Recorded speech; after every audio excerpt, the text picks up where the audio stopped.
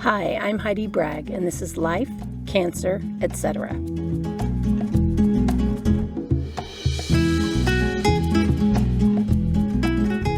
The goal of this podcast is to connect you with resources that will improve your life so you can be happier, more resilient, and less stressed. Since Thanksgiving was a couple of days ago, I wanted to talk about some of the things that I'm thankful for. And especially right now, I am thankful that I don't have to have open heart surgery anytime, at least for the next month. There was an area of concern on my last PET scan. We've done numerous tests since then and haven't really been able to see it in the last couple. So that may just be because of the angle of what we were looking at, or it may be because that area is not there anymore. So we will follow up with that on my PET scan in a few weeks. And just to explain, on a PET scan, they're giving you a radioactive isotope, so something that's going to fire is what they call it, which means it shows up brighter on the PET scan. They give you that radioactive isotope in a glucose or sugar base. So you get an IV, they inject it. And in areas where there is increased metabolic activity, where the cells are growing and dividing really quickly, those will be brighter.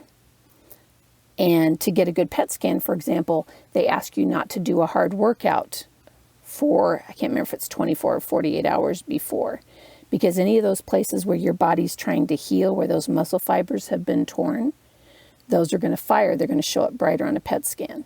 So to get a really good picture, they ask you to not eat simple carbs and sugars the day before, especially the day of. You can eat a protein-based breakfast like eggs or something like that. But then after that, they don't want you to have anything that's a carb or a sugar. And for me, the day before my PET scans, I only eat protein and vegetables because I want to make sure I'm getting as much of the sugars out of my system as possible, so they'll get a really good picture. So yeah, I'm really grateful because I thought I was going to have open heart surgery almost immediately. And now I may not have to have it at all. A second one. This is the second one for me, which would be great. As I mentioned in the first podcast, I love the pool. I love the beach. We live in Southwest Florida, so even though it's cold, I can still go swimming both those places, and I love that. I love looking for cool shells at the beach. I love going out to the pool after work and I just like to relax and listen to a podcast or whatever, and then I sit there and tread water for half an hour, and that's my way to de-stress. I'm so, so, so grateful for my husband, Kev. He's this amazing, supportive, strong, totally present partner. And that is a huge gift. I realize that. He's also got this, he's incredibly intelligent and has this wicked sense of humor that I just love. He's amazing. I love our kids. I love watching them grow and develop, and they're from 16 to 27 in age. So we've got quite a wide span, but it's neat to see them. They're all very individualistic, but it's neat to see how they're finding their way through life and figuring out what they want to do and trying to do good in the world. They're just really good people.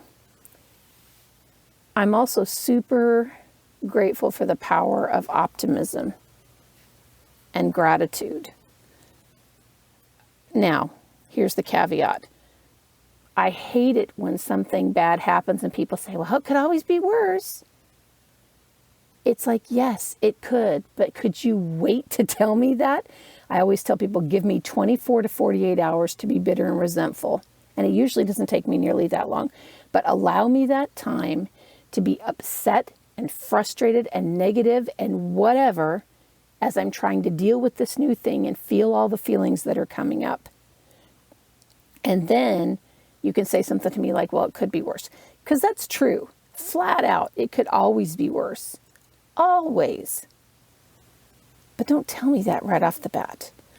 One thing, we've had two favorite therapists in life, and one is Doug, and one is who was our therapist like almost 20 years ago, and Sharon, who's our therapist now. And she has said, she's telling me all the time, you got to feel your feelings. Like if you try to stuff them down, like, oh, I shouldn't feel that way, or oh, I don't want to feel like that. I don't want to be negative. If you stuff those things down, they will come back to bite you repeatedly. So take it from someone who's done that and realized it's not a successful or an effective way of dealing with things. Allow yourself to feel. It's going to be overwhelming. It's going to be frustrating. You're going to be angry. Feel all those things. Don't stuff those feelings down. And then come up with a plan and move forward.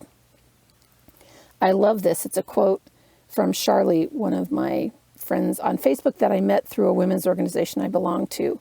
And she talked about after her mother died, and her mother had had some serious, serious health problems.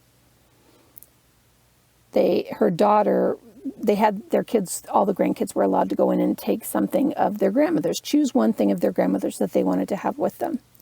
And her 12-year-old daughter chose this, she said it was this little note written on a scrap of paper in her mother's shaky handwriting that was stuck to her bedroom wall. And it said, "Pain is a part of life. Misery is optional." And I totally believe that. Dealing with pain, physical, emotional, spiritual, emotional, I said emotional, physical, emotional, or spiritual, all of that is just part of being human, part of going through this experience, part of living life. But you don't have to be miserable. Feel your feelings, deal with the things that come up, and then find a plan and move forward with hope and as much optimism as you can muster. Because even when things are really, really hard, there are good things that can come out of it. So for the second half of this today, I want to get to some of the questions that friends asked or answered when I posted a couple months ago as I was prepping to do this podcast. I asked, what are some things, particularly around the topic of cancer? And that's not all we're going to talk about all the time, because that's why it's life, cancer, etc., not cancer, etc. We're not only going to talk about cancer, but in these first few episodes, that's going to be a lot of the focus. And so these are questions from people or answers from people who have dealt with cancer in their families. The first one is from Anne. Anne was our children's elementary school principal, and she was just amazing. She had recently lost a daughter to cancer when I got diagnosed the first time, and she was amazing with our kids. She started a meal train for our family. I mean, this is a school of I think it had 12 or 1,300 kids, and she was just right there for us. It was amazing. So this is something Anne said. She said, "One thing I learned when I walked through this with my daughter is that sometimes caregivers need to be still. Amber told me how much she loved me as a caregiver because I knew when to be still and quiet." She said, "I know that's not a question, but that might be something someone needs to hear." And that is so true. So 20-something years ago, my sister Mindy had a brain tumor. And we had tried various treatments. She was at MD Anderson in Houston. We had tried various treatments, and she had tried stage 1 trials of a drug. So that's like the first time they give it to humans after it being in the lab with animals and whatever. And we were very hopeful that maybe this would be the thing, because her tumor was the kind that forms a mass and then sends tendrils out into the brain. So it's really, really hard to wipe out completely. It was called an anaplastic astrocytoma, if you want to look that up. And in July, I believe, my mom's going to do one of these podcasts. So I'll ask her about that, and she can correct me then if I'm wrong. But I think it was July, and Mindy died in December. So July of the year she passed, we found out that the cancer was back, that the stage 1 trials hadn't worked, and that it was all over her brain. And I asked her, I said, I don't know what to do. I don't know whether to talk with you about this, if it's better that I don't talk with you about this. I don't know what to do. And she said, Hyde, sometimes I think it's easier being the one who's sick. And at the time, I just thought that was so bizarre. It's like, how could it be easier for her? She's going through all of this. But then as I went through it, and have gone through it a few times now, I think in some ways that's right, because you know what you're going through. You know what you're experiencing. Most of the time, you know what you need or what you don't. And sometimes you can't articulate that necessarily to someone else. And on the outside, when you're a caregiver, you're trying really hard to try and make things better for that person. But sometimes the best thing you can do is just be still and just sit with them. And I thought about the times with Mindy where I'd, sit on the side of her bed, or, hold her hand, or we just kind of be together. And some of those were what she needed, especially towards the end. It was giving her space. I feel like it was giving her space to prepare for this next big step of moving to the other side. Anyway, so think about that. Think about knowing when to be still, that you don't always have to be up and doing things, that you can allow some stillness and some time when you're helping somebody. So Angela, who's one of my coworkers, technically she's my boss, but she's also my friend. She said, why do they publish statistics when they are evolving so quickly and mean almost nothing? I personally think it's most important to let people have their feelings. They need to know that the emotions run the gamut, and that's totally okay. Feel what you feel and what you need. And Angela went through cancer with her mother-in-law. And I think there are two things here I want to hit on. One, I'm a voracious researcher. I think I said that in one of these. But when I first got diagnosed with my second cancer, with the sarcoma, I didn't even look things up because I didn't want to know, because I knew the odds were not good. It was 95% fatal. If they came up with odds at all, that was the best they could give me, as a 5% window. And I didn't want to know how bad it could be, because I had to focus on that 5% chance. And so that's what I did, everything I could to get that 5% shot. And so far, knock wood and literally thank God, so far that's working. And I totally agree. This goes, like I said before, you've got to let people feel their feelings. Stuffing it down does no good for anybody. And then Rhonda, another one of my coworkers, said, is there anything you don't want to hear from friends? And at first, I misunderstood what she was asking. And she said, I've just heard from others that there are expressions from some well-meaning friends that are not helpful, that are irritating, or that seem trite. So how do you, knowing how to express your concern, your love, what do you need in a way that's received as well as it's intended, is what I wanted to ask. I had a friend get really irritated with people who were trying to express their concern, and I hadn't thought about that before, so I've tried to be sensitive. And my friend Bonnie said, yeah, things like, the good Lord doesn't give you more than you can handle. And as Tay and I discussed last week, sure he does. He gives you more than you can handle on your own. He doesn't give you more than he can handle or that you can handle with him. But a lot of the things we go through in life are completely overwhelming. And telling people that is not helpful. I remember at my sister Mindy's funeral, the family was standing, to greet people as they came in. And one person came up and said, I'm so sorry, but thank goodness you've got 6 other kids, because I come from a family of 7. And I was livid. I was jumping out of my skin, and my mom was just very gracious, and I just bit the side of my cheek until this person passed through the line. I said, how can you stand here and take that and hear that without wanting to smack them upside the head? And Mom said, Hyde, because they just don't know what to say. They're coming from a place of caring. They want to do something that makes you feel better, but they just don't know how. So I try to look at it that way. And I really appreciated her perspective on that. So my friend Kelsey, whose mom, Kathy, went through cancer. Kathy's doing great, and her brother Ben did too, and Ben's doing well now too. Said one thing she found super helpful when mom was going through treatments was for someone to drive and accompany her in appointments and take notes. Okay, now, with COVID, many cancer centers don't allow that because they're trying to protect their severely immunocompromised patients. Totally get that. It's that way at Moffitt where I go, except for surgeries and certain other things, like if you're in the bone marrow unit with someone, or if someone has like a cognitive disorder, they can have one healthy support person who gets screened before they come in. But in general, you go by yourself.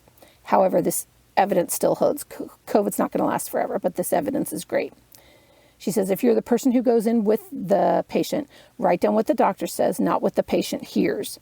Under that kind of stress and worry, patients often don't hear everything the doctor says or hear it correctly. We were able to clear up a lot of confusion and questions and fear by going back to the notes. And the support of having someone there to drive is always helpful anyway.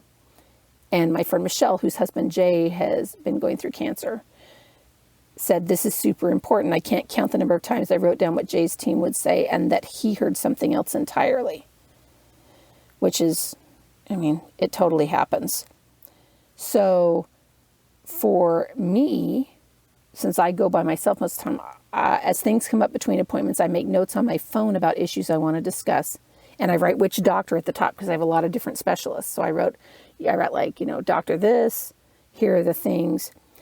And then I also write things down as the doctor and I are talking.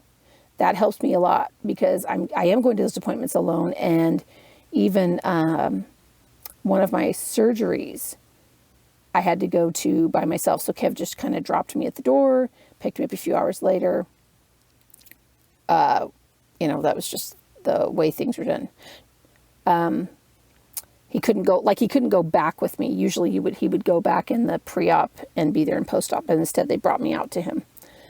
But I get why they're doing that because that's our best shot at keeping me and people who are much more vulnerable than me as safe as possible. But having everything written down and having whoever, if somebody does go with you, having them write things down is really, really helpful. We talked last week with Tay about having a binder, or in my case, I have a patient portal and I go to virtually all my appointments at the same cancer center. So I can go in their patient portal and get notes from each visit. I can get the radiology reports, my lab reports, everything. So keeping everything in one place, or if you're going to different places, making sure you ask for a CD of your scans and ask for a copy of the report, and keeping all that together is really important because then you just take that whole binder or bag of stuff with you to all your appointments. So everything's in one place. And then if a new doctor needs information, you've got it in that one place. Michelle also said, one thing I was told at the beginning of my husband's journey was to allow yourself to grieve.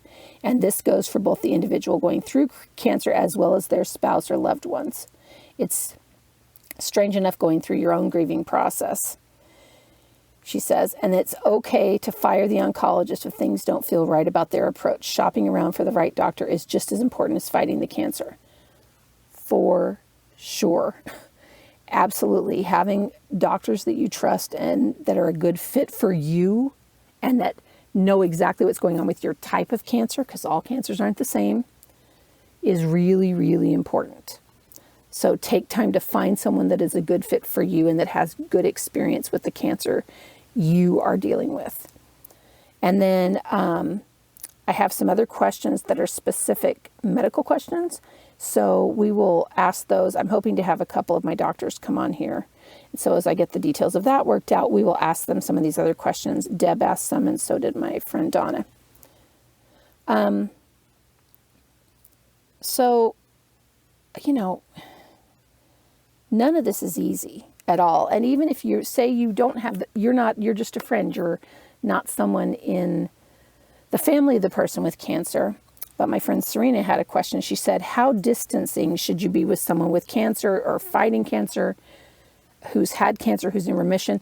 And let me stop right here and say, this is all pre-COVID. With COVID, stay away. Be super, super, super careful because people are immunocompromised. And chemo itself does a big number on your immune system.